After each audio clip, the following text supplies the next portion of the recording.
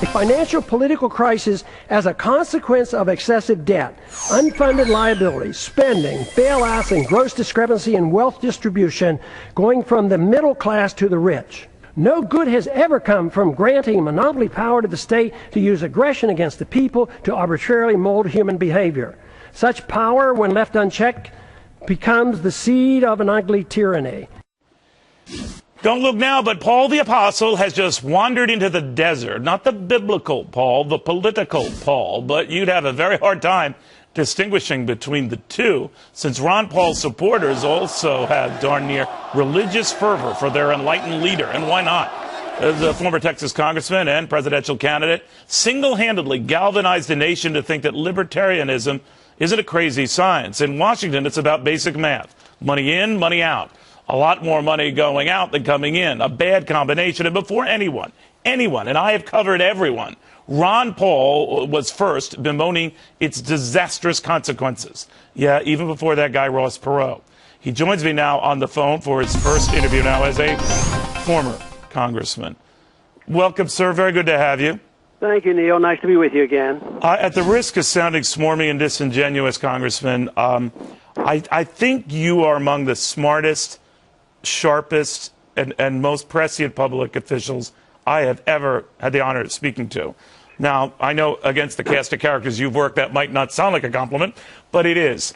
And I wonder, with a voice like yours gone, who watches the till? Who watches all the money going out of Washington?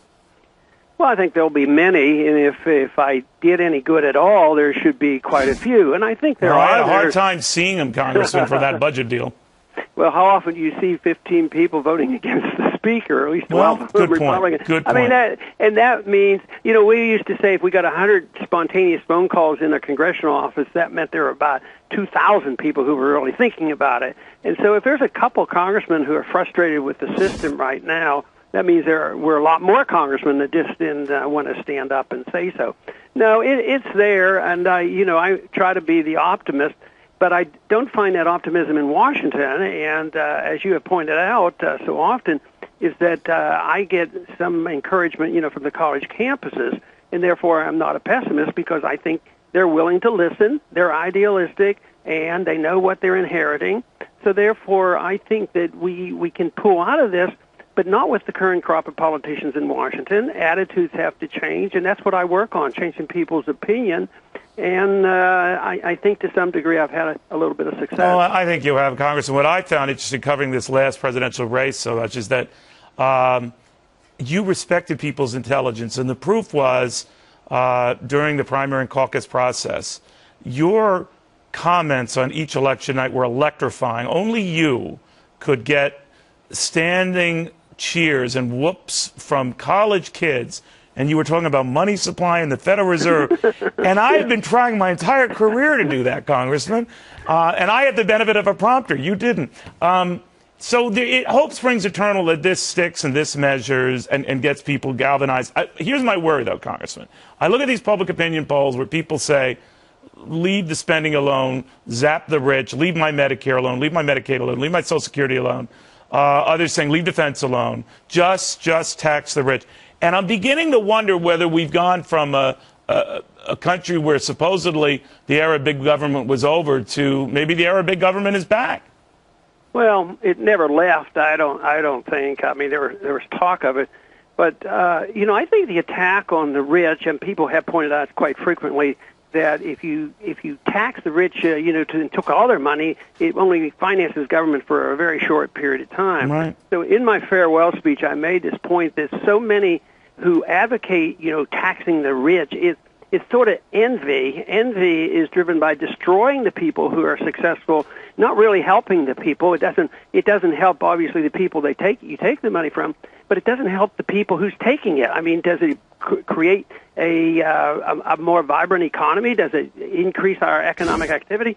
No, but too often people are driven by envy, and they just can't stand the success of people making money. But that's what happens in the free market, and it's a measurement of success. Don't you think we've given that up? I wish we had more time, but that the free market itself is what's being sacrificed here?